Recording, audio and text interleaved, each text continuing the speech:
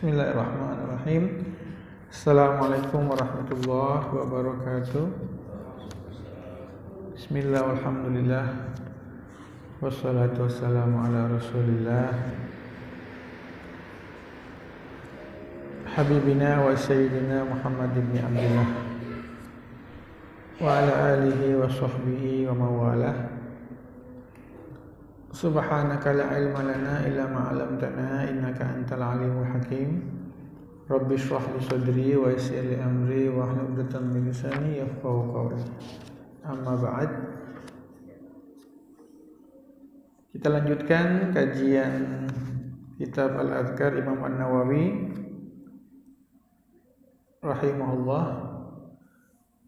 Kita masih berada di bab azkarus shalah, zikir-zikir yang dibaca di dalam sholat.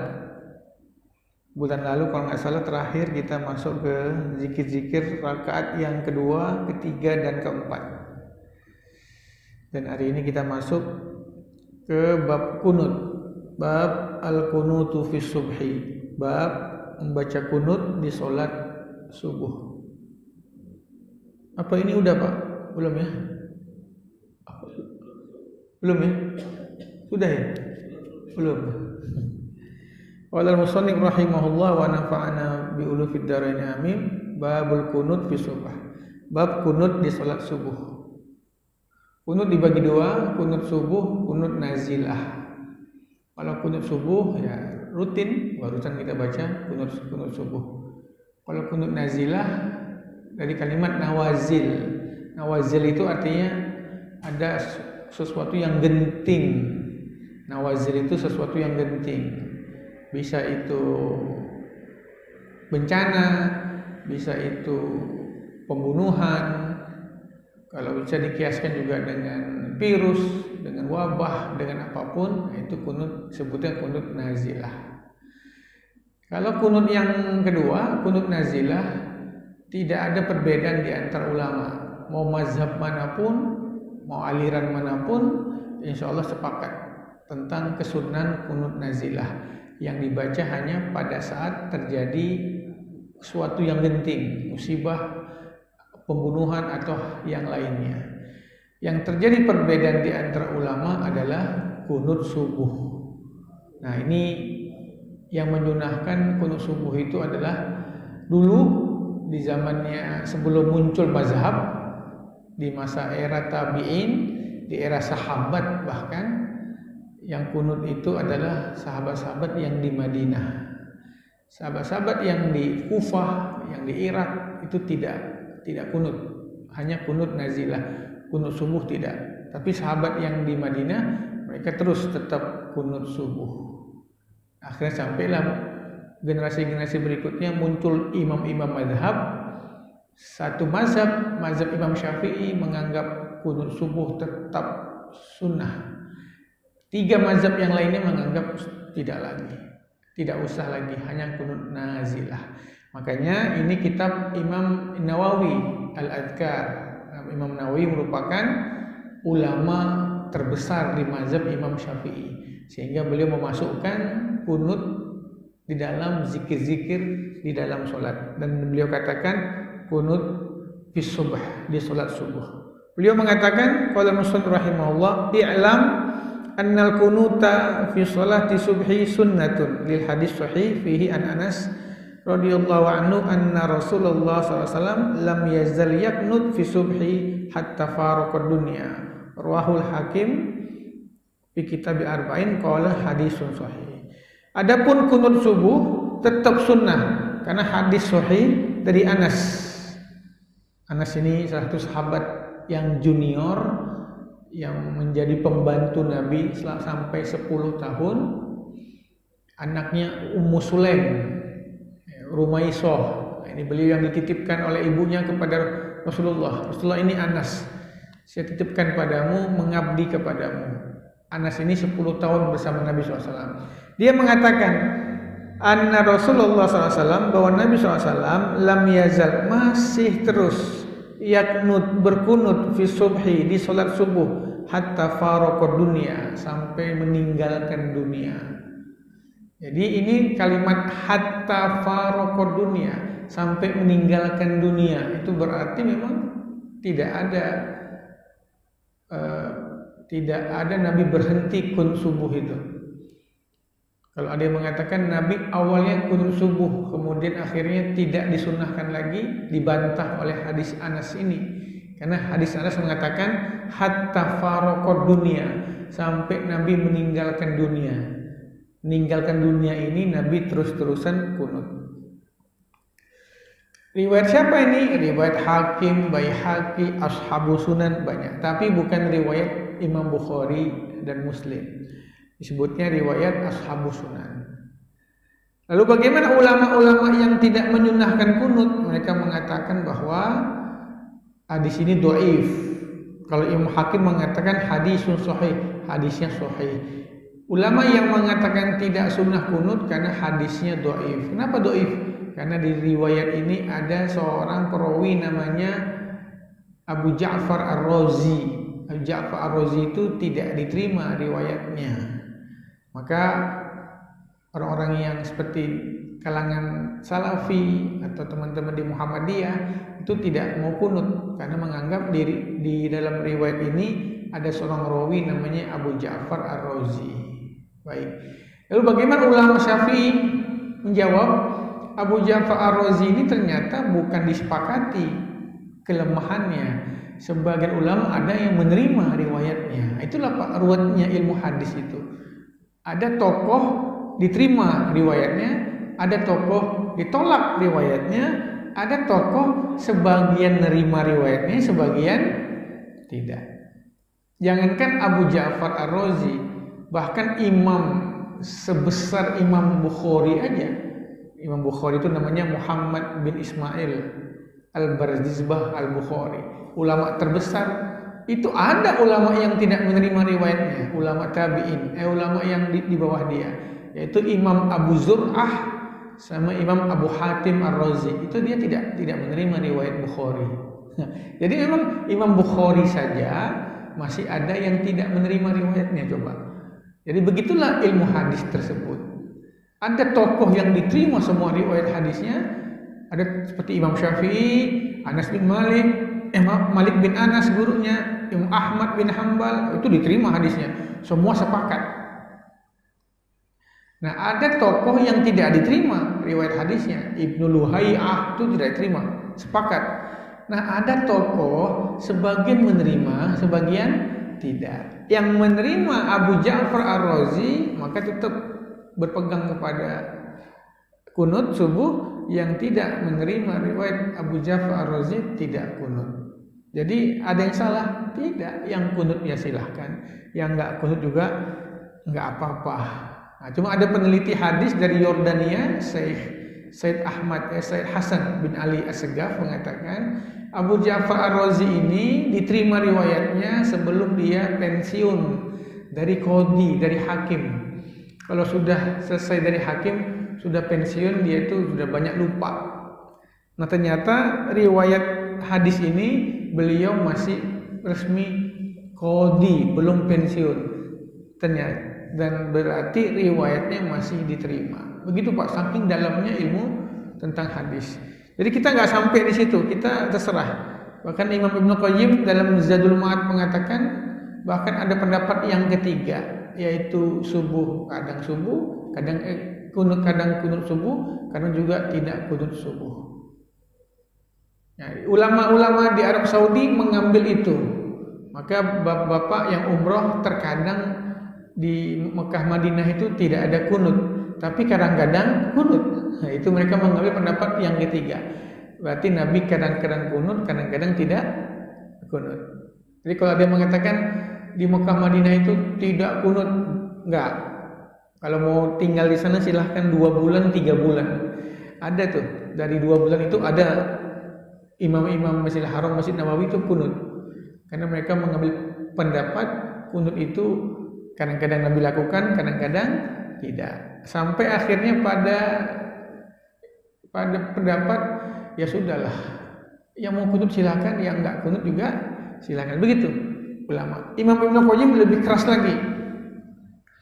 Kalau imam sudah kunut kunut jangan lagi ada perbedaan. Nah, itu Imam Ibnu Qayyim. Kalau imam sudah kunut maka tidak ada lagi perbedaan. Kenapa? Kunutlah kita sebagai makmum. In qanatal imam qanat wa in tarakal imam tarak. Kalau imamnya kunut, kunutlah kita. Kalau imamnya tidak kunut, ya udah tidak usah kunutlah kita. Nah, ini istilahnya sampai seperti itu sebetulnya permasalahannya, tidak harus ini diributkan. Wa alam annal kunut masyru'un indana fi subhi wa huwa sunnah mutaakkidah. Ketahui bahwa kunut disunahkan di mazhab kita dan di sholat subuh, dan dia sunnah yang mutaakkidah, sunnah muakkad. Lau tarakahu lam tabtul salatahu lam tabtul salatuhu lakin yasjudu lisahwi sawa'un taraka amdan aw sahwan.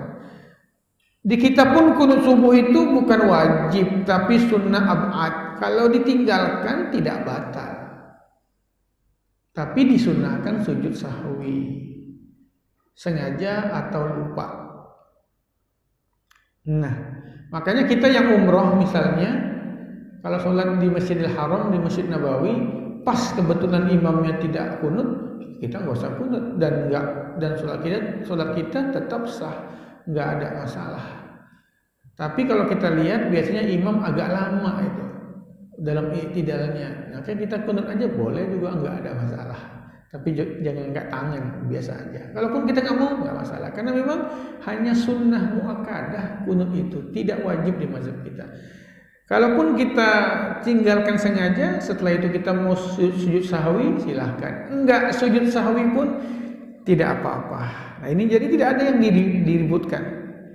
Tapi insya Allah kalau saya lihat di Indonesia sudah dewasa Pak, nggak ada lagi masjid ribut masalah kunut. Kalau dulu masih itu. Kalau dulu masalah kunut itu masih berantem itu. Tapi sekarang lama-lama sudah semakin dewasa, ilmu semakin mudah diakses, tingkat peradaban dan kedewasaan semakin baik, maka tidak pernah ada keributan lagi. Alhamdulillah. Kalau dulu almarhum Kiai Haji Hashim Muzadi pernah cerita itu berantem. Suatu saat pokoknya ada satu masjid, kata beliau, kalau zuhur, asar, maghrib, isya aman. Kalau subuhnya ribut, subuhnya berantem, teriak-teriak sampai mic itu rebutan sampai terdengar kemana-mana. Suatu saat nggak ada keributan Pak, subuh tidak ada keributan suatu saat.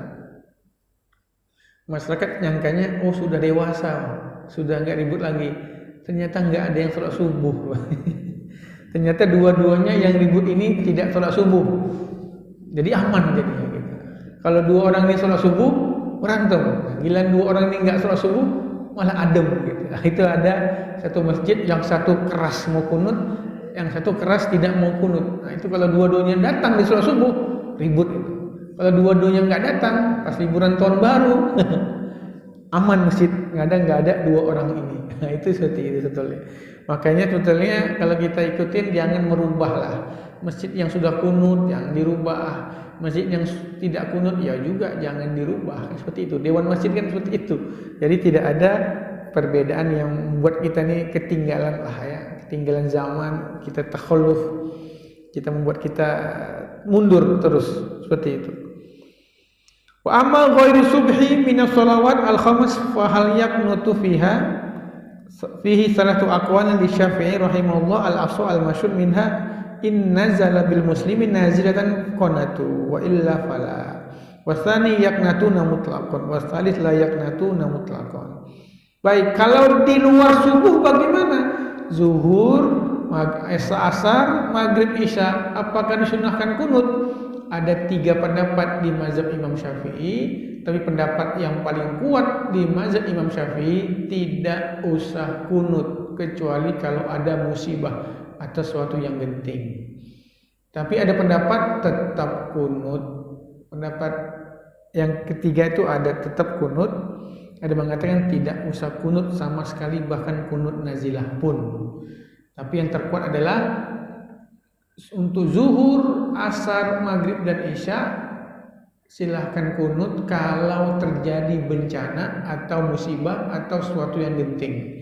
Maka kayak kemarin kita Covid itu 5 waktu Pak kita kunut itu, bukan hanya subuh aja. Ya, bahkan sampai sholat Jumat kunut, asar kunut, seperti itu. Ini kalau kunut nazilah itu tidak usah di subuh, di semua sholat, di zuhur, di asar. Ketika Palestina kemarin lagi genting-genting, lagi Palestina lagi dibunuh, lagi dibom, kunut nazilah di mana-mana, itu mau zuhur, asar, maghrib. Tapi karena enggak selesai, yang kunut pun capek. Sama dengan Covid, berapa tahun Pak kita Covid? 2 tahun. Kunutnya cuma 6 bulan Pak. Setelah itu capek juga, enggak beres-beres. Nah, sama dengan kunut untuk Palestina. Kalau kita mau jujur Pak, kunut Palestina, tiap sholat kita kunut itu. Kenapa? Enggak ada beresnya itu. Wah, ada intifadah, perang, meninggal sekian. Wah, semua umat Islam, Allahumma farid jam'ahum, Allahumma syahid sam'ahum, Allahumma ahlikil yahud, Allahumma, seperti itu semua. Tapi enggak menang-menang Pak, mas itu. Makin banyak yang wafat, makin banyak. Akhirnya kita mencapai kunut, enggak jadi kunut juga. Kayak kemarin waktu Covid, ada masjid itu yang cuma yang istiqomah 3 bulan kunut. Setelah itu enggak kunut. Saya tanya, Pak, enggak ada kunut nazilah lagi? Enggak bisa habis Ustaz. Enggak bisa habis virusnya. Dan ini memang kayaknya buatan manusia katanya. Kalau buatan Allah dengan kunut pasti Allah cabut. Ini kan buatan manusia Ustaz. Kita doa kunut juga ya enggak bisa, manusia yang buat katanya. Manusianya harus dihabisi katanya. Dengan seperti itu. Cuma aja Ustaz kita kunut orang yang bikin virus itu harus kita bunuh, baru selesai kita kunut. Seperti itu. Nah, tapi kalau kita mengacu di mazhab Imam Syafi'i, kunut nazilah dibaca sampai musibah itu hilang, Pak. Itu yang Nabi baca ketika perang, Nabi baca ketika melaknat Zakwan, itu. Setelah selesai ya sudah selesai. Dulu yang juga tahun 99 ninja itu Pak, ninja di Banyuwangi yang bunuh kiai, lumayan itu yang meninggal banyak tuh ustaz-ustaz. Itu juga saya pas di Surabaya itu, pas di Bangil. Itu kunut nazilah tiap sholat itu. Dan alhamdulillah hilang seperti itu. Baik. Kemudian kunut apa lagi selain kunut subuh? Wa yustahabbul kunutu indana fi nisfil akhir min syahr Ramadan fi raqatil akhirah min al-witir. Juga disunahkan kunut di mazhab kami di pertengahan paruh kedua 15 Ramadan ke atas di sholat witir. Nah, ini sepakat ini. Ulama manapun mau mazhab manapun kunut di witir bulan Ramadan itu disunahkan berjamaah. Semua sepakat seperti itu. Baik. Faslun i'lam anna mahallal kunut indana fi subhi ba'da rafi min ar-ruku' fi rak'ati tsaniyah. Wa qala Malik yaqnut qabla ruku' wa qala ashabuna falaqana tashafi qabla ruku' lam yuhsab lahu fil asah. Kunut itu kapan waktunya? Menurut mazhab Imam Syafi'i setelah bangkit dari ruku', berarti pas i'tidal. Tapi menurut mazhab Malik tidak. Menurut mazhab Malik itu kunut itu adalah sebelum ruku'. Nah, itu mazhab Malik. Berarti sebelum ruku' kunutnya. Maka saya katakan di era sahabat yang kunut itu sahabat yang di Madinah. Makanya Imam Malik itu kan orang Madinah. Nah, itu di mazhab Malik kunut itu sunnah, tapi bukan pas i'tidal, tapi setelah selesai baca surat. Itu Pak. Perbedaannya seperti itu. Ada juga yang menganggap kunut itu maksudnya berdiri lama, diam lama, tidak seperti Allahumma hdina fiman hadait. Baik, kemudian bagi apa yang dibaca ketika kita berkunut berdasarkan hadis riwayat Abu Dawud, Tirmidzi dan Nasai dan Ibnu Majah dan Imam Baihaqi dari Hasan bin Ali cucu Nabi, dia mengatakan Allamani Rasulullah SAW, mengajariku kakekku kalimat, kata-kata kalimat aku luhunna fil witir, yang saya baca di witir. Allahumma hdini fiman hadait, wa afini fiman afait, wa tawallani fiman tawallait, wa barik li fima a'tait, wa qini syarra ma qadait, fa innaka taqdi wa la yuqda alaik, wa innahu la yadhillu man walait, tabarakta rabbana wa ta'alait. Berkata Imam Tirmidzi, tidak ada hadis yang lebih sahih tentang kunut sesahih hadis ini. Tapi sekali lagi kalimat Allahumma hdini itu adalah kunut di sholat witir. Bagaimana di sholat subuh? Dikiaskan saja dengan sholat witir. Jadi kalau kita tanya kalimat Allahumma hdini fiman hadait wa afini fiman afait, atau kalau berjamaah membacanya Allahumma hdina fiman hadait wa afina fiman afait, itu yang paling sahih itu hadisnya doa itu dibaca saat kunut witir, baik di Ramadan ataupun di luar Ramadan. Nah, untuk kunut subuh apa? Dikiaskan saja dengan bacaan yang ada di witir. Baik. Wa qala ashabuna wa in qanata bima jani Umar Khattab kana hasanan. Tapi ada sebutnya kunut Umar. Nah, ini yang kunut yang Umar bin Khattab baca dalam witir di bulan Ramadan, beliau keraskan. Agak panjang kunutnya. Beliau ucapkan Allahumma inna nasta'inuka wa nastaghfiruka wa nakfuruka wa nu'minu bika wa nakhla'u min may yafjuru. Allahumma iyyaka na'budu wa laka nusalli wa nasjud wa ilaika nas'a wa nahfid wa narju rahmatak wa nakhsha 'adzabak inna 'adzabakal jidda bil kufari mulhaq. Allahumma 'azzibil kafarah alladziina yasudduna an sabilik wa yukadzibuna rusulak wa yuqatiluna awliya'ak. Allahumma ighfir lil muslimil mu'minina wal mu'minat wal muslimina wal muslimat wa aslih dzata bainihim wa alih baina qulubihim waj'al fi qulubihimul imana wal hikmah wa tsabbithum ala millati rasulillah wa auzi'hum ayyufu bi ahdika alladhi ahadtahum alayhi wansurhum ala aduwika wa aduwihim ilahal haq waj'alna minhum. Ini kunut Sayyidina Umar bin Khattab dalam fajr, dalam salat witirnya. Kalau Allahumma hdina fiman hadait itu witirnya Al-Hasan, cucunya Nabi sallallahu alaihi wasallam. Makanya ini dibaca juga pada saat kunut witir di 15 terakhir. Kita lihat di Masjidil Haram juga di Masjid Nabawi. Tapi enggak harus doa ini. Kunut pakai doa yang lain pun enggak masalah. Boleh saja, enggak ada masalah. Dengan kalimat apapun, bacaan apapun boleh. Kata Imam Nawawi, wa alam annal kunuta la yata'ayyanu fihi du'a 'ala al-madhhabil mukhtar. Fa ayyu du'ain da'a hasalal kunut. Tuh. Kata Imam Nawawi, di mazhab Syafi'i yang terpilih tidak ada doa tertentu dalam kunut. Kita enggak baca Allahumma hdina fiman hadait pun enggak apa-apa. Kita baca misalnya ketika kunut Rabbana atina fid dunya hasanah wa fil akhirati hasanah wa qina adzabannar, langsung turun. Enggak masalah, Pak. Tapi coba Bapak praktekkan, ngamuk orang. Karena orang tidak paham. Yang mereka pahami pokoknya kalau kunut Allahumma hdina fiman hadait. Kalau bukan itu enggak kunut. Padahal enggak apa-apa. Ini Imam Nawawi mengatakan. Seandainya kita misalnya entah ada masalah apa, tahu-tahu didorong orang jadi imam, waduh, nggak hafal lagi Allahumma hdina fiman hadait, tapi didorong orang, ayo Pak Imam, saya nggak hafal kunut, ya, kami juga semua nggak hafal, oh ya udah, nggak harus bilang Allahumma hdina fiman hadait. Sami Allahu liman hamidah, Rabbana lakal hamdu min samawati wal ardi wa min syai'in ba'du. Bismillahirrahmanirrahim. Allahumma ighfir lil muslimina wal muslimat wal mu'minina wal mu'minat. Rabbana la tuzigh qulubana ba'da idh hadaitana. Rabbana atina fid dunya hasanah. Sujud. Kunut itu, Pak. Itu sudah kunut.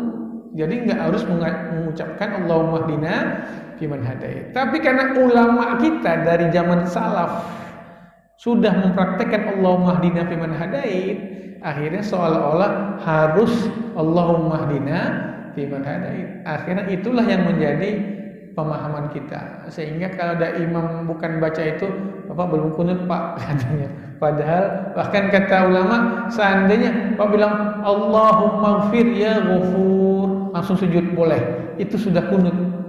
Itu kunut tersingkat. Allahumma ighfir ya ghafur. Nah, ini ada yang menarik, Pak, waktu saya masih di Ketapang, di Kalimantan Barat.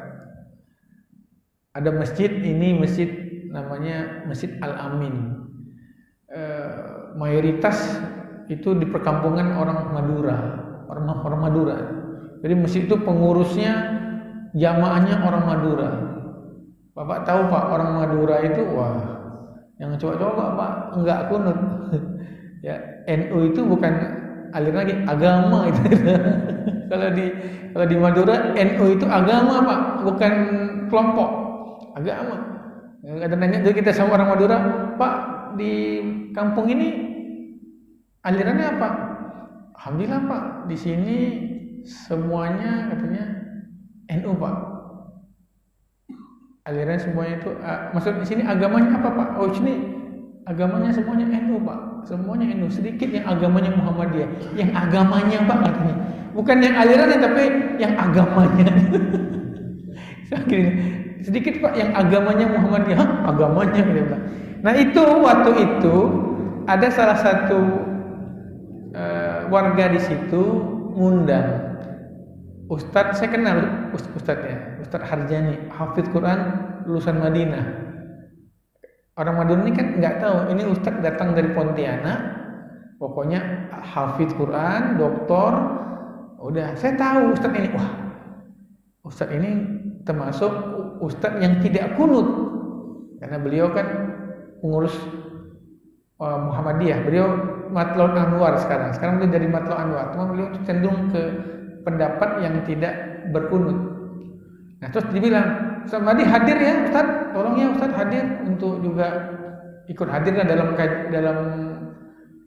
acara itu. Kapan acaranya Pak? Habis sholat subuh Ustaz, dan beliau yang jadi imam karena beliau hafid. Saya takut Pak, waduh ini kalau nggak kunut ini kalau nggak kunut ini kacau ini pasti ribut ini. Cuman karena Ustadz Harjani ini emang orang alim, orang yang sudah belajar perbandingan mazhab, dia udah paham, nah, maka saya nggak hadir Pak, sengaja. Saya bilang lagi capek, saya nggak mau.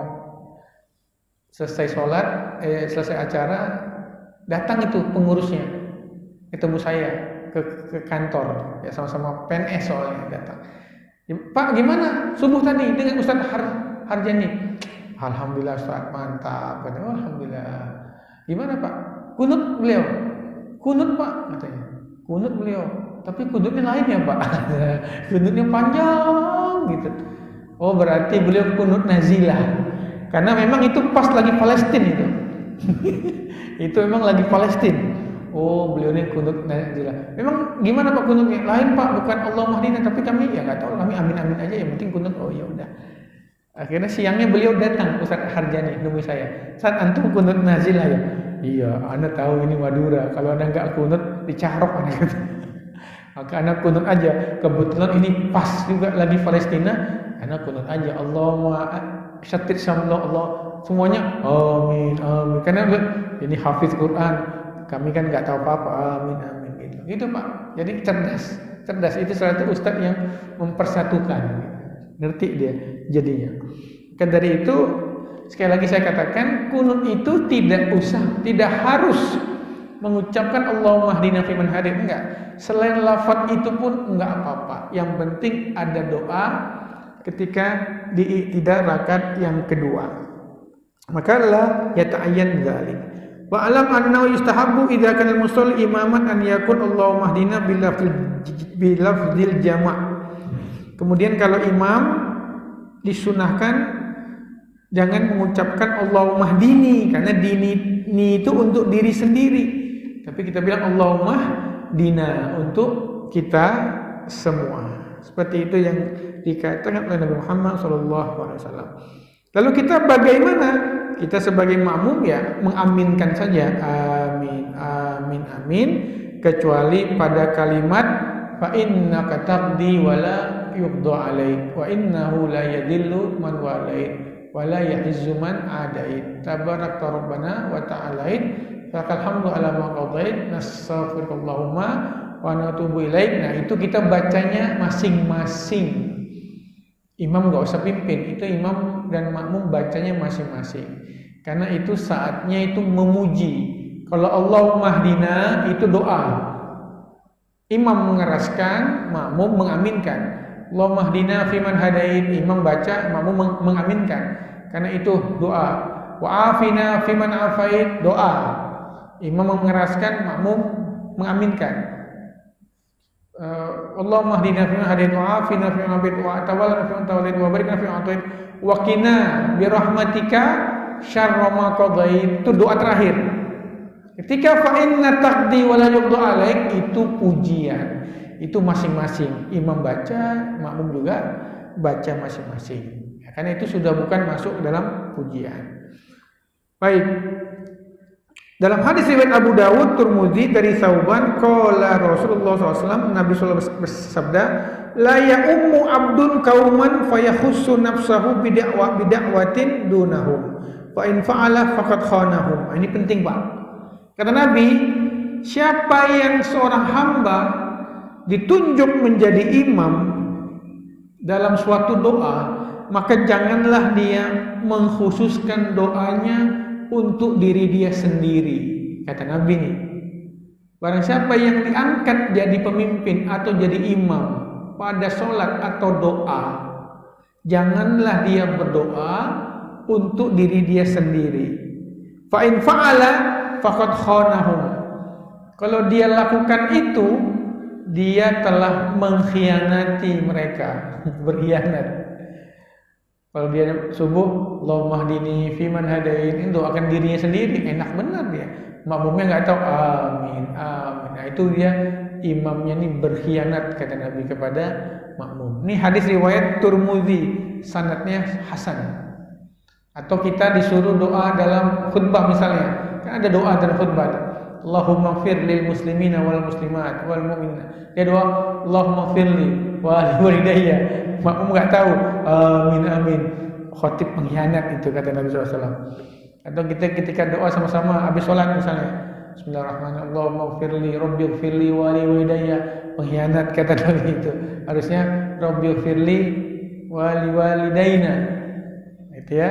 Warhamhuma kama rabbayani shaghira. Allahumma fir lana warhamna.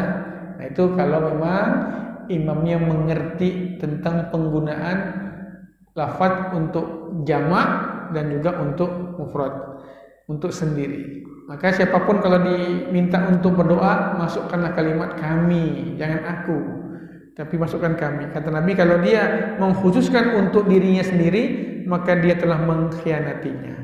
Faslun ikhtalafu ashabuna fi rafil yadin fi du'ail kunut wa ma sawajibihi ma'ala tataqwa. Baik.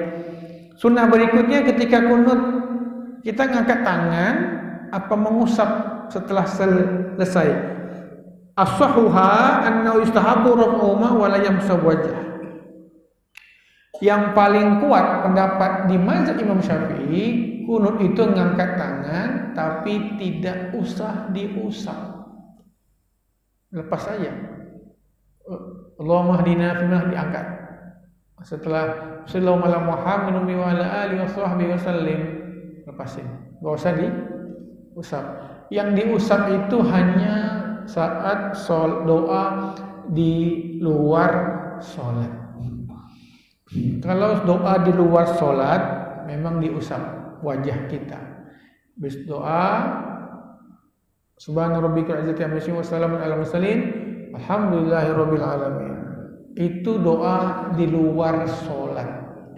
Tapi kalau doa di dalam sholat, di kunut, nggak usah diusap. Karena begitu yang Nabi Muhammad SAW lakukan. Beliau nggak pernah mengusap wajahnya seusai sholat, seusai doa, kalau doanya itu di dalam sholat. Tapi kalau doanya di luar sholat, beliau mengusap wajahnya. Dengan hadis riwayat Abu Dawud bahwa itu salah satu tabarrukan dengan salah satu adab berdoa itu adalah ketika selesai mengusap wajahnya. Sekali lagi ini bukan di kunut, tapi doa di luar kunut sehabis sholat. Itu hadisnya ada, tapi tidak mutawatir. Bahkan ada yang mendoifkan. Jadi kalau Bapak melihat ada teman-teman yang habis sholat kemudian doa, habis doa itu dia tidak mengusap wajahnya, biarkan. Karena itu ada pendapat yang tidak menyunahkan. Tapi kalau di mazhab Imam Syafi'i, doa di luar sholat bukan kunut ya. Kalau kunut sama, kalau kunut nggak usah diusap, selesai langsung turun. Tapi kalau di luar kunut, di luar sholat tetap diusapkan. Karena hadisnya mengatakan Allah tidak akan menyia-nyiakan doa seorang hamba yang sudah mengangkat tangannya. Yang kedua, dalam hadis sebutkan Nabi seusai berdoa lalu mengusap wajah dengan kedua tangannya. Kata ulama, inilah sifat ketawaduan, sifat kerendahan. Ketika diberi sesuatu, kita taruh di kening kita. Coba kayak kita ngasih orang uang, makasih ya Pak, gitu. Ya Allah, alhamdulillah, makasih kan gitu. Nah, gitu juga kita ketika doa itu, kita ginikan juga. Tapi sekali lagi, ini doanya di luar sholat. Kalau kunut tidak usah diusap. Wa tsani yarfa'u wa yamsahu wa la yamsah wa la yarfa' wa tafaq wa la yamsah wa wajib min as-sadr wa nahu bal qaulu dzalika makruh. Baik. Ada 3 pendapat. Pendapat yang terkuat, ketika kunut tangan diangkat tangan ketika kunut tapi tidak usah diusap. Ini pendapat terkuat. Pendapat yang kedua, diangkat dan diusap. Pendapat yang ketiga, nggak usah diangkat, nggak usah diusap. Jadi gini aja, Allahumma dinna fa'adid, seperti itu. Nah, tentunya yang kita gunakan adalah diangkat, tapi tidak usah diusap. Baik, wa amal jahru bil qunut wal israfi faqala ashabuna in kana al musalli munfaridan asarra bihi wa in kana imam jahara bihi alal madhhab as-sahih al-muqtali dhahaba ila al-aktsarun. Bagaimana qunut, dikeraskan atau dipelankan? Kalau dia salatnya itu adalah berjamaah maka dikeraskan, tapi kalau sholatnya sendirian maka disirkan saja, tidak usah dikeraskan. Itu yang dikatakan oleh Imam Nawawi dalam kitab Al-Adhkarnya. Baik, lanjut. Babut tasyahud fi shalah. Kemudian mengucapkan kalimat tasyahud di dalam sholat. Baik, i'lam anna sholata in kanat rak'atain fa hasab kasubhi wa nawafil wa laysa fiha illa tasyahudun wahid. Wa in kanat thalatha rak'at aw arba' fa fi tasyahudan awal wa tsani. Di dalam tasyahud dalam salat itu cuma ada 2. Tasyahud awal sama tasyahud tsani. Tasyahud awal itu sunnah ab'ad. Kalau kita enggak kerjakan pun enggak apa-apa.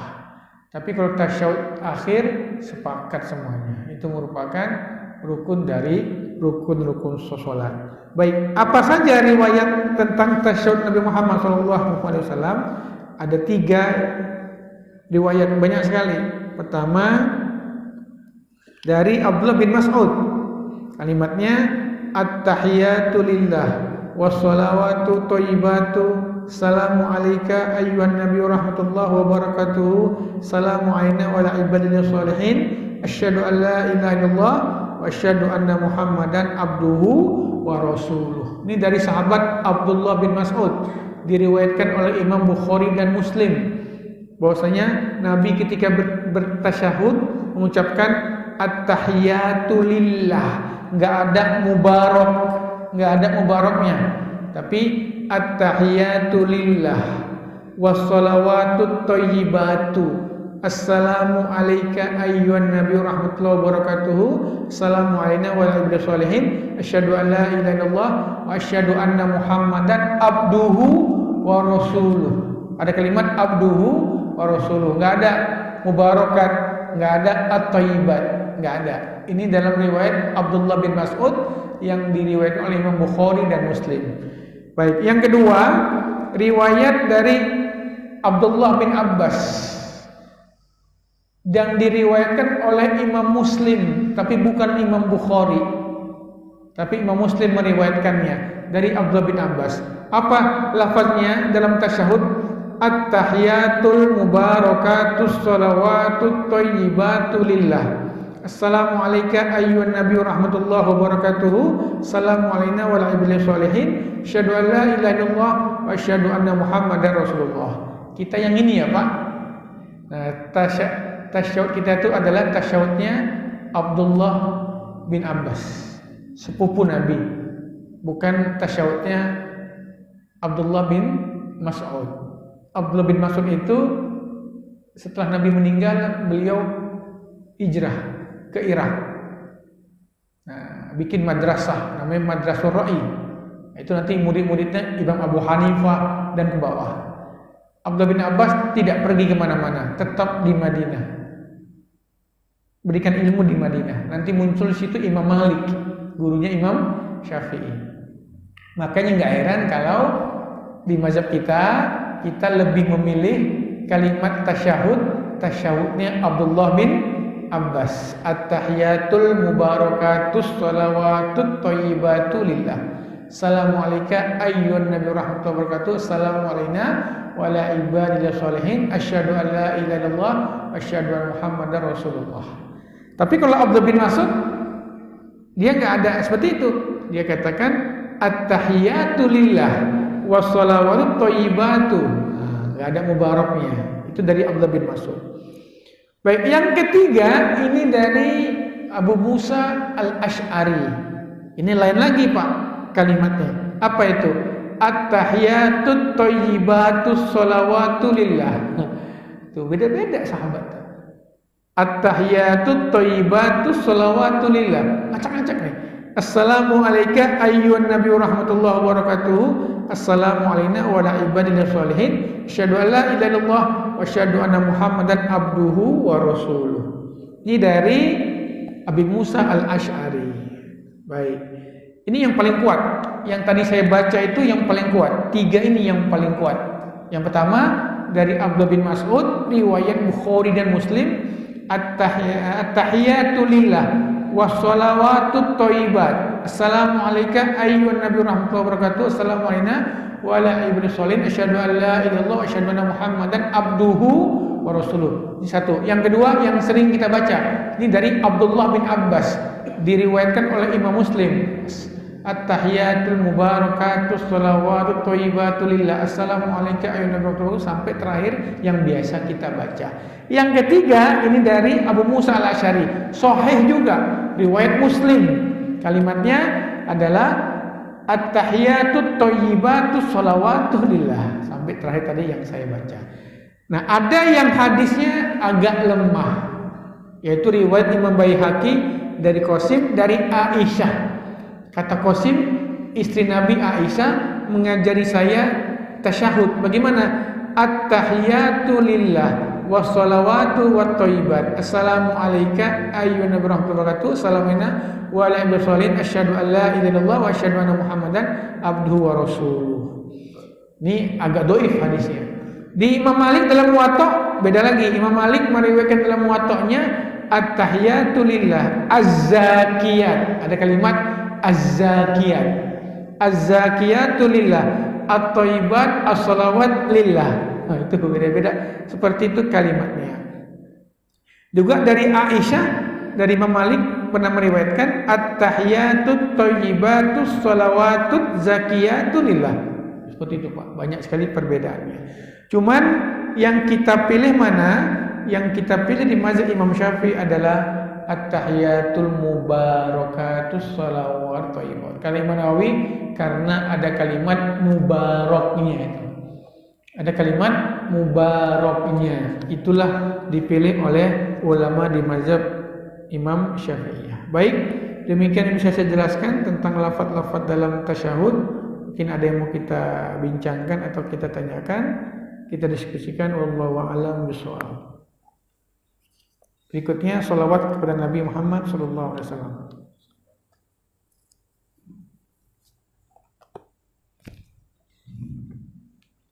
Ya, silakan Pak.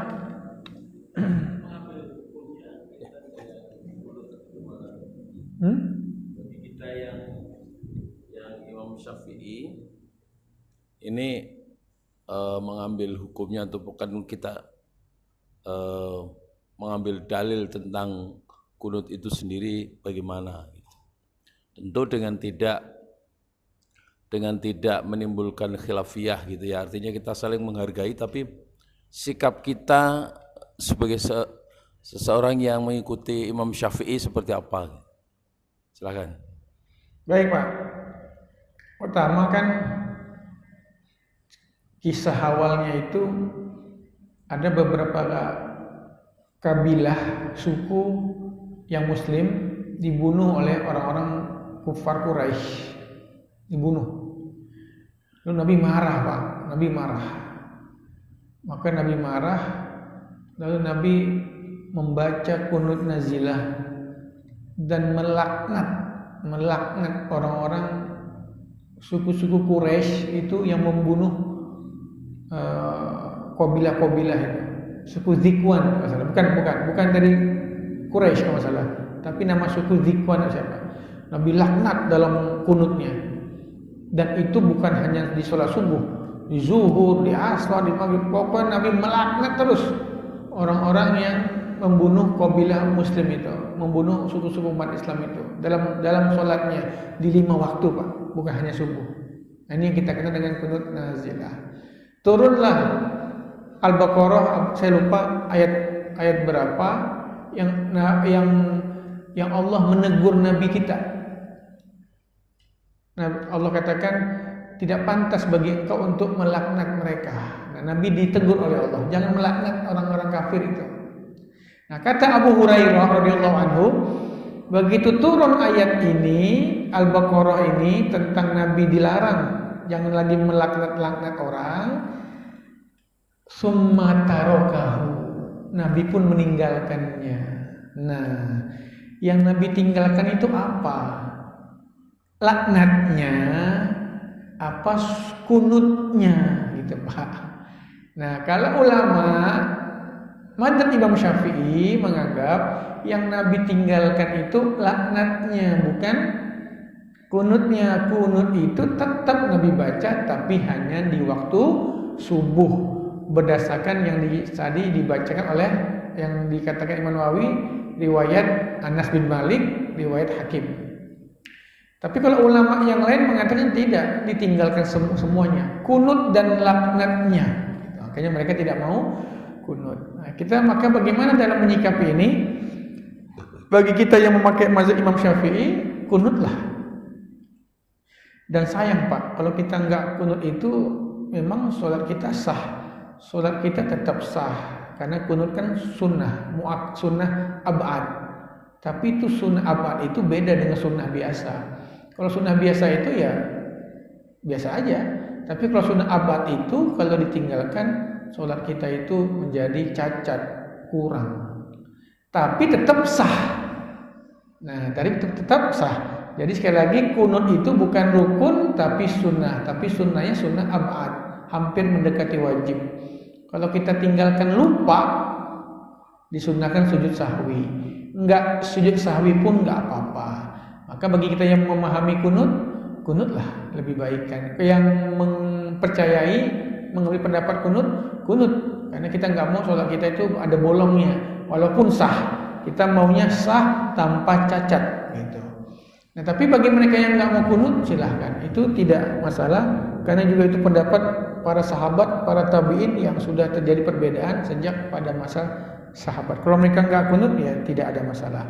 Yang salah itu adalah satu yang kurang layak. Saya bilang kurang layak, ya bukan salah, tapi kurang layak adalah ketika dia sholat di masjid yang kunut lalu dia tidak kunut, dia cuma lepaskan tangan gitu aja. Ini saya katakan bukan salah, tapi tidak layak Pak. Karena kita saja kalau kita sholat di Arab Saudi, orang-orang Indonesia tuh coba lihat, yang mazhab Syafi'i, kalau mereka sholat di Masjid Nabawi, di Masjidil Haram, imamnya tidak kunut, apa kita kunut Pak?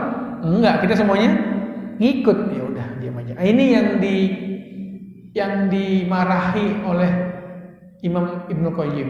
Kalau imammu kunutlah. Kalau imammu tidak kunut, ya tidak kunut ya. Di kalangan ulama as-salafi, ya, salafi itu kan pecah lagi. Ada salafi ini, salafi itu pecah lagi. Kalau ulama salafi yang paling keras memarahi jamaahnya itu, yang nggak mau kunut itu Ustadz Firanda. Ya, Ustadz Firanda itu yang sering di TV Roja itu memarahi itu. Silakan di Cilengsi itu dimarahi. Tolong kalian kalau sholat di masjid orang yang kunut gitu Pak, tegas beliau itu, tegas. Jangan kita nggak kunut, itu kan merusak. Nah itu. Tapi memang ada juga ustaz-ustaz salafi yang menyuruh jamaahnya, nggak usah, diam aja, hormati mereka. Padahal kalau kita lihat di antara mereka saya seperti itu. Jadi yang saya katakan kurang layak itu gitu Pak. Dia sholat di masjid yang ada kunut, tapi ketika imam kunut dia begini, nggak enak kelihatan. Tapi saya katakan tidak salah, tapi kurang layak saja. Itu yang saya maksudkan tadi, kurang layak. Dan itu ada pendapat Imam Ibnu Qayyim menulis di kitab Zadul Ma'ad, in qanatal imam qanat wa illa wa in tarokat tarok. Jika imam kunut, kunutlah. Jika imam tidak kunut, tinggalkanlah. Begitu Pak, yang bisa kita sikapi. Baik.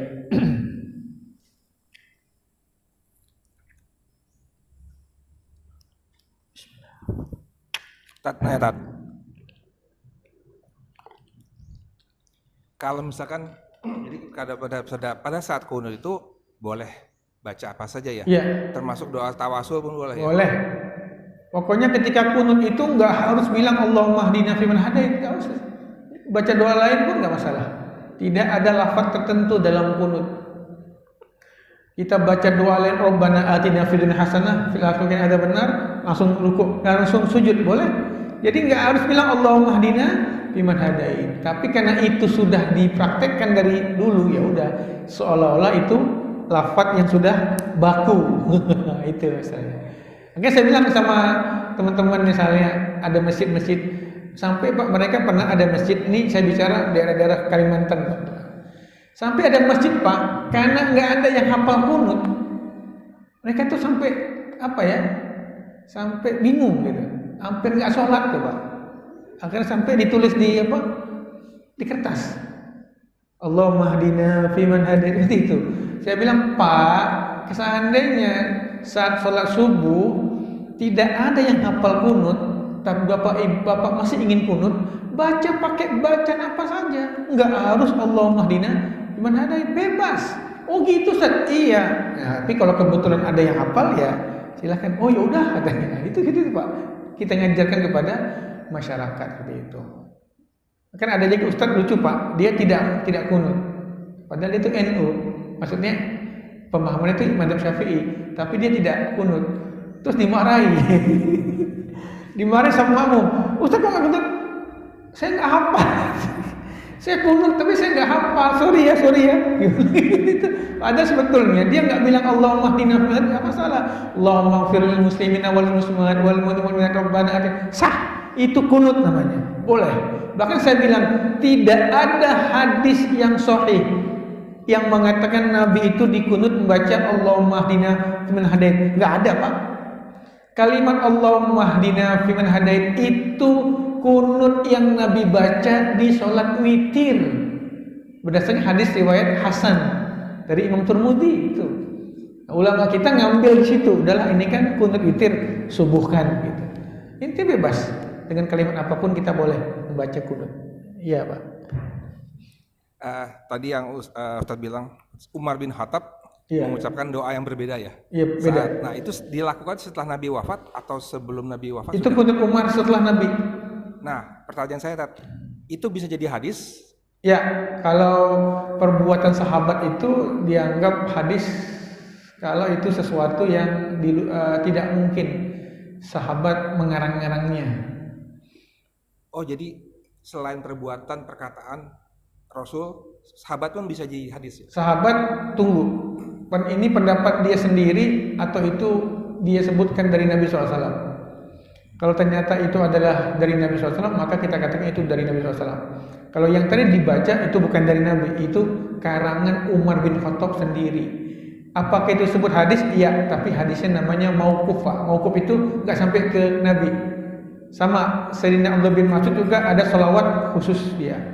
Dan itu dalil bahwa kita boleh mengarang-arang doa. Enggak harus doa itu dari Nabi. Kita bisa mengarang-arang sendiri. Kalau memang itu dengan bahasa Arab dan bukan bahasa yang lain. Bapak kalau di bulan Ramadan di Masjid Nabawi umroh misalnya, lihat umrahnya tuh di 15 terakhir ya. Setiap imam doa kunutnya beda-beda. Tidak baku. Imam yang ini di malam ke-15 doanya segini. Imam yang ke-16 ganti doanya ini. Imam ke-17 kunutnya ini. Memang nggak ada kalimat baku dalam kunut. Yang penting doa aja dengan kalimat apapun. Cuman Sayyidina Umar mencontohkan dengan doa yang panjang tadi. Dan itu bukan dari Nabi Muhammad SAW. Kata itu dari diri Sayyidina Umar bin Khattab sendiri. Walaupun ada beberapa lafaz di situ itu ada diambil dari hadis Nabi Muhammad SAW. Jadi nggak apa-apa dengan lafaz apapun. Seperti kita bahas di Iktidal kemarin. Nabi kan cuma mengajarkan Rabbana lakal hamdu milu samawati wa milari wa syaitan min syai'in ba'du. Tapi sahabat nambah Rabbana lakal hamdu hamdan katsiran thayyiban mubarakan fi. Sama Nabi, oh bagus tuh kata Nabi. Jadi enggak ada masalah melambah apapun. Tapi kalau Pak Unggul nanya apakah itu disebut hadis? Itu disebut perbuatan sahabat. Kalau dalam ilmu hadis disebutnya hadis tapi sanadnya mauquf. Mauquf itu enggak sampai ke Nabi, hanya di diri sahabat saja. Banyak Pak, doa-doa itu hanya sampai sahabat. Seperti Allahumma barik lana fi Rajab wa Sya'bana wa balighna Ramadan. Itu juga yang terkuat, itu bukan doa Nabi. Itu doa dari para sahabat Nabi dan tabi'in yang terkuat. Tapi ada mengatakan enggak. Walaupun kita bilang kan rawahu Ahmad. Coba kalau kita lihat di baliho selamat datang bulan Rajab. Allahumma barik lana fi Rajab wa Sya'bana wa balighna Ramadan. Ya Allah berkahi bulan Sya'ban kami, Rajab kami, sampaikan kami Ramadan. Hadis riwayat beda Ahmad. Itu kalau mau diteliti itu tidak sampai ke Nabi. Itu hanya doa para sahabat. Tapi tetap Imam Ahmad meriwayatkannya. Nanti dia bilang ini doa para sahabat. Tapi tetap rawahu Ahmad dan yang lainnya, gitu Pak. Seperti itu. Baik. Sunnah nggak kita bilang Allahumma barik lana fi Rajab? Sunnah, karena mengikuti para sahabat Nabi SAW. Seperti itu. Baik.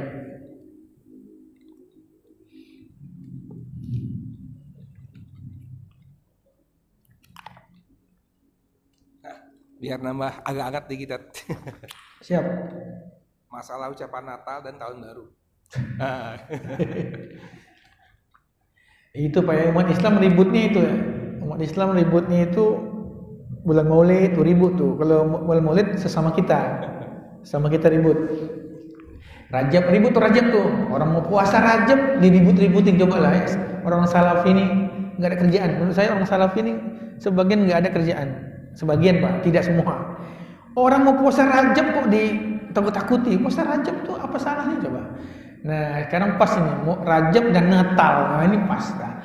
Yang dia kita lihat di YouTube itu kalau nggak bahas Rajab, bahas Natal. Baik Pak, pertama apa hukum mengucapkan selamat Natal? Ulama itu terjadi 3 pendapat. Saya selalu gitu, 3 pendapat. Yang pertama haram. Kenapa haram? Karena seolah-olah ikut ada pengakuan tentang lahirnya Yesus sebagai Tuhan. Nggak boleh. Karena kita tahu orang-orang Nasrani itu merayakan kelahiran Yesus sebagai Tuhan, bukan sebagai nabi, tapi sebagai Tuhan. Dengan kita mengucapkan itu berarti kita ikut mendukung. Salah satu ulama yang paling ngeri itu dari kalangan mazhab Abu Hanifah, lupa saya namanya. Barang siapa yang memberi hadiah, ini bukan mengucapin, memberi hadiah walaupun 1 telur burung. ini saking kerasnya Pak ya. Ini ulama saking kerasnya nih. Memberi hadiah walaupun 1 butir telur burung karena mengucapkan hari besar suatu umat, maka dia telah keluar dari Islam. Itu saking kerasnya tuh dia. Nah, yang kedua, terus dalilnya yang kedua, dulu sahabat itu di Madinah berpesta di hari Mahrojan, lupa saya namanya. Hari 2 hari di Mahrojan. Hari Mahrojan mereka senang. Kata Nabi, kalian kenapa nih Kayak kita tuh kayak karnaval lah. pakai baju. Kata Nabi, Yaumul Bu'ats ya. Yaumul Bu'ats wal Mahrojan itu 2 hari yang dirayakan penduduk Madinah. Terus Nabi katakan, ada apa nih rame-rame nih, kumpul-kumpul rame-rame merayakan. Ya Rasulullah, ini hari Bu'ats dan hari Mahrojan. Sebelum ada Islam dulu kami merayakan ini gitu. Kata Nabi, kenapa kalian rayakan? Bukankah Allah sudah memberikan kepada kalian 2 hari raya besar, Idul Fitri dan Idul Adha. Ini Pak sandarannya, sehingga kita dilarang merayakan di luar hari Idul Fitri dan Idul Adha. Pendapat yang pertama, oke. Pendapat yang kedua, nggak apa-apa merayakan Natal. Mungkin astagfirullah. Kalau merayakan haram ya. Kalau merayakan haram jelas. Mengucapkan nggak masalah. Mengucapkan itu nggak masalah, dan mengucapkan itu kan bukan merayakan. Jadi nggak apa-apa kalau mengucapkan Natal saja, nggak masalah. Tapi niatnya adalah Nabi Isa terlahir sebagai seorang nabi, rasul, bukan terlahir sebagai Tuhan. Ini pendapat ada, dan ulama kita yang dukungnya itu Bapak Profesor Dr. Quraish Shihab mendukung ini. Kemudian juga Kiai Haji Said Agil, mantan ketua PBNU, Kiai Said Agil Siroj mendukung ini juga. Yang penting niatnya kita sebagai Nabi Isa lahir sebagai nabi, bukan sebagai Tuhan. Di kalangan internasional Al Habib Ali Al Jufri mendukung ini pendapat. Nggak apa-apa, ngucapin aja nggak masalah, karena toh itu juga kelahiran Nabi Isa. Nabi Isa kan nabi kita. Terus ada di Al-Quran disebutkan, wassalamu alayya yauma wulidtu wa yauma ub'atsu hayya. Kesejahteraan bagiku, kata Nabi Isa, di hari kelahiranku. Nabi Isa katakan di Al-Quran, kesejahteraan bagi kelahiranku. Berarti memang kelahiran Nabi Isa itu suatu yang diakui oleh Al-Quran, suatu yang baik. Makanya kita mengucapkan selamat kepada mereka, sebagaimana kita gembira dengan kelahiran Nabi Muhammad SAW, begitu juga kita gembira dengan kelahiran Nabi Isa. Wassalamualaikum, ya seperti itu. Baik, tapi dibantahnya kenapa? Kata orang yang mengharamkan, Nabi Isa itu lahir bukan musim salju, bukan 25 Desember. Tapi lahirnya itu adalah di musim panas. Buktinya di Al-Quran itu, Maryam itu ketika sudah mau melahirkan, terus dia lemas, kata Allah apa? Wahuzzi aliki nakhlah. Wahuzzi, ya, goyangkan itu pohon kurma itu. Nah, ya tika rutoban, akan jatuh rutop. Rutop itu hanya ada di musim panas, Pak. Di Al-Quran itu Allah katakan, wahai Maryam, gerakkan itu pohon kurma, akan jatuh rutop. Ini ketika akan melahirkan. Itu rutop hanya ada di di musim panas. Kalau di musim dingin nggak ada, yang ada kurma, bukan rutop. Maka yang ngomong ini terutama orang-orang yang bahkan dulunya Kristen, ya, jadi mu'alaf. Dia katakan berarti yang mengatakan Nabi Isa itu lahir 25 Desember itu bukan Al-Quran, bukan Bible, tapi itu adalah keputusan dari manusia. Maka kita nggak boleh, kita haram beriktikad 25 Desember itu kelahiran Isa. Nabi Isa lahirnya itu adalah di musim panas. Jelas, Pak? Nah, dijawab oleh ulama yang membolehkan. Itu kan cuman beda dalam sejarah, nggak apa-apalah. Dan itu mungkin bagian dari kemukjizatan. Jadi walaupun itu musim dingin, tapi kok bisa keluar rutop, itu mukjizatnya atau karomahnya Siti Maryam. Itu salah satu keramatnya Siti Maryam, dan itu mungkin mukjizatnya, kelebihan yang Allah berikan kepada Nabi Isa, sehingga bisa keluar rutop di musim salju. Ngerti ya Pak di sini? Nah, itu berdebat tuh panjang itu seperti itu. Ya nggak masalah.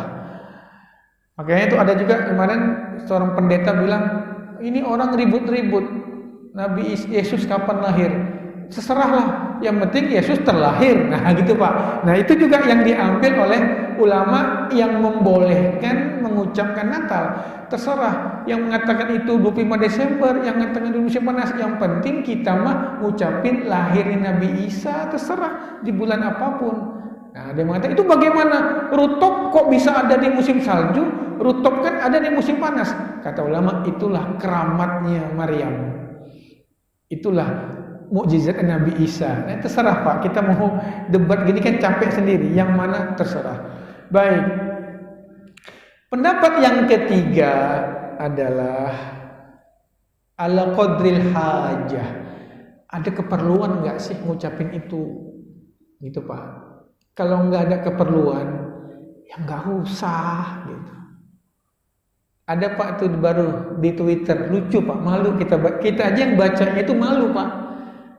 Ada ustadz bilang gini, wahai saudara-saudariku yang umat Nasrani, selamat Natal, semoga kalian bahagia dalam mengucapkan dalam merayakan Natal.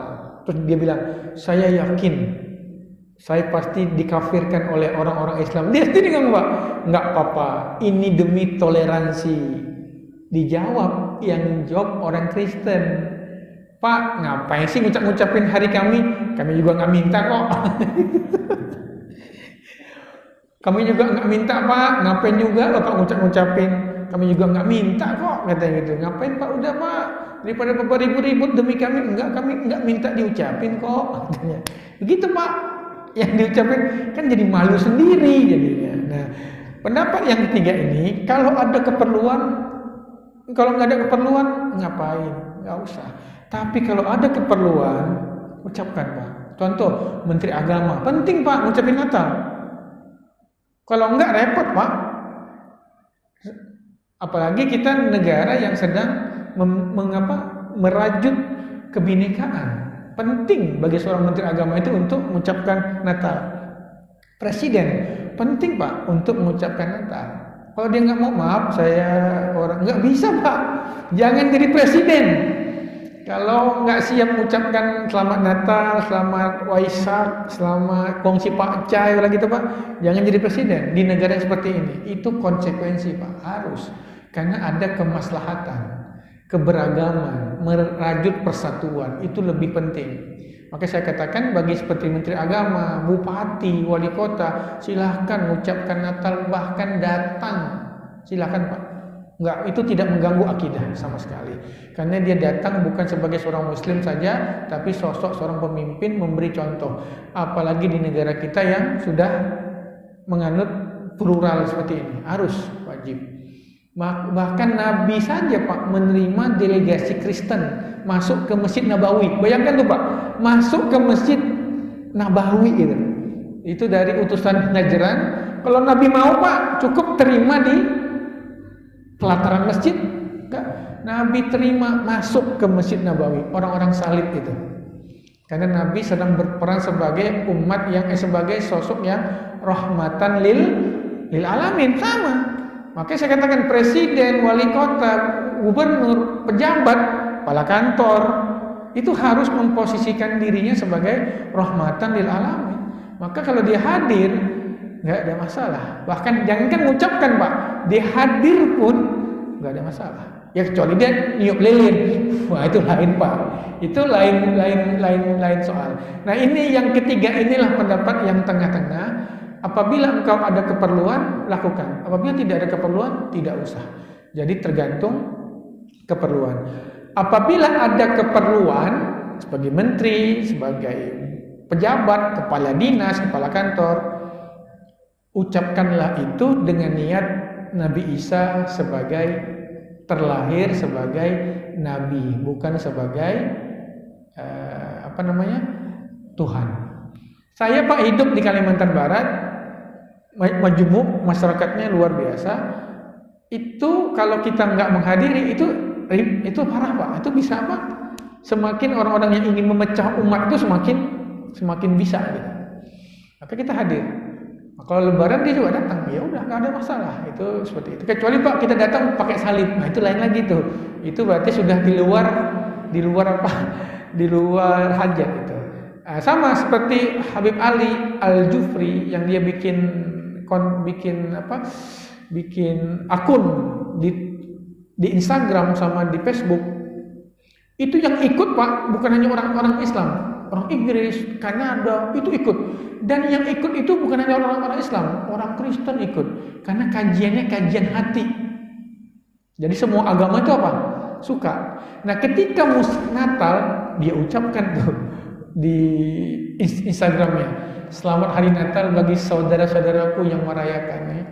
Kami orang Islam juga mencintai Nabi Isa, tapi sebagai seorang Nabi. Dihujat Pak beliau, dihujat. Dia bilang ya silahkan. Kalau saya tidak mengucapkan, ini umat, saya nggak bisa menyatukan mereka semua. Dan Habib Ali ini Islam di atas tangannya itu lebih dari 100 orang Pak. Supaya orang masuk Islam. Nah ini katanya mengucapkan Natal untuk basa-basi dengan harapan orang ini jangan lari, dipegang terus, didakwahi dengan lembut supaya akhirnya dia masuk Islam. Itu aja Pak ya, 3 tadi. Haram mutlak, boleh mutlak, ketiga tergantung ada kebutuhan atau tidak. Kalau ada kebutuhan silahkan, kalau nggak ada kebutuhan tidak usah. Itu ya Pak yang bisa saya jelaskan. Mungkin ada lagi yang mau kita diskusikan? Tahun baru enggak Pak? Tahun baru itu bukan, tahun baru itu menurut saya bukan, tidak berkaitan dengan agama itu. Itu hanya kebiasaan saja. Seperti tahun baru Imlek. Ya. Yang paling keras kan orang Israel Pak. Israel itu tidak merayakan tahun baru karena mereka punya tahun sendiri. Nah kita juga punya tahun sendiri kan, tahun Muharram. Nah kalau ucapan tahun baru setahu saya itu tidak ada hubungannya. Allah alam lah ya, kalau sejarah tidak ada hubungannya dengan agama atau apapun. Fatwa MUI yang menggegerkan oleh Buya Hamka juga dulu masalah 25 Desembernya Pak. Kalau masalah tahun baru nggak ada masalah, itu juga sudah selama kita pakai Masehi kita pakai Masehi nggak ada masalah. Yang dilarang kan merayakannya sampai terjadinya hal-hal yang diharamkan. Anak-anak muda kita merayakan sampai minum, mabuk, yang perempuan keluar rumah membuat aurat, itu yang dilarang. Baik, tahun baru itu ada 2 Pak, ada trompet ya, ada trompet juga, ada yang bakar petasan ya, itu ya. Apakah itu termasuk bagian dari agama?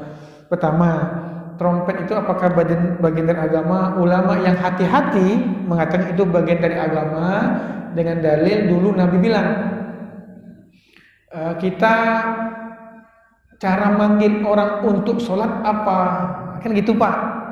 Ada yang katakan trompet, jangan, kata Nabi, itu simbol, itu bunyi orang-orang Yahudi. Lonceng, jangan, itu umat Nasrani. Nah, sekarang apakah trompet itu simbol agama tertentu, apa kebiasaan saja? Kalau orang yang menganggapnya itu hanya kebiasaan, kan kita nerompet bukan manggil orang ke sinagog, bukan manggil orang untuk datang ibadah di rumah ibadah Yahudi, maka tidak ada masalah. Tapi bagi menganggap trompet itu adalah memang suara setan dan itu suara orang Yahudi, maka mereka mengharamkan pakai trompet itu.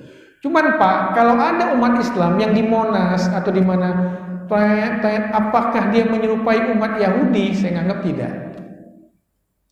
Dan tidak terganggu akidahnya, insya Allah tidak. Kalau menurut saya ya, kalau ada ulama yang mengatakan itu sudah menyamakan dengan Yahudi, enggak, saya tidak. Itu trompet biasa, kita bukan hanya tahun baru kok, di hari-hari biasa kita juga pakai trompet, nggak ada masalah. Kalau menurut saya ya, saya gitu memandangnya. Cuman apakah saya melakukan? Enggak Pak, ngapain saya justru santri saya masukin ke pesantren, jangan ada yang keluar malam tahun baru. Tapi kalau saya ditanya, apakah umat Islam yang rompet itu menyerupai Yahudi? Saya nggak berani Pak bilang enggak. Saya nggak berani bilang ya itu Yahudi. Saya nggak berani saya bilang gitu. Karena trompet itu sekali lagi bukan simbol, ya, bukan simbol dari agama Yahudi. Kalaupun ada orang Yahudi pakai trompet, yaitu mungkin adat Yahudinya, suku Yahudinya, bukan agamanya. Yang kedua, petasan. Ada juga mengatakan itu majusi. Saya juga enggak. Kalau saya lihat petasan itu Pak Unggul itu sebagai pemborosan. Ya. Kalau saya melihatnya petasan itu sebagai pemborosan, betul. Tapi kalau dianggap orang yang bakar petasan itu menyerupai orang majusi yang nyembah api, saya enggak. Saya tidak sependapat. Tapi kalau itu dari segi pemborosan, iya Pak. Saya kritik saat waktu di Kalimantan, setiap pembukaan MTQ sama pembukaan penutupan MTQ itu kan pakai petasan Pak, sampai jutaan itu biayanya. Itu saya termasuk dulu waktu saya di LPTQ, saya termasuk yang menyuarakan kenapa harus pakai itu. Tapi kalau ustaz-ustaz yang lain mengatakan ini sinkretisme. Kalau ustaz yang itu ini sinkretisme, ini menyampur aduk agama. Saya bilang enggak, saya tidak.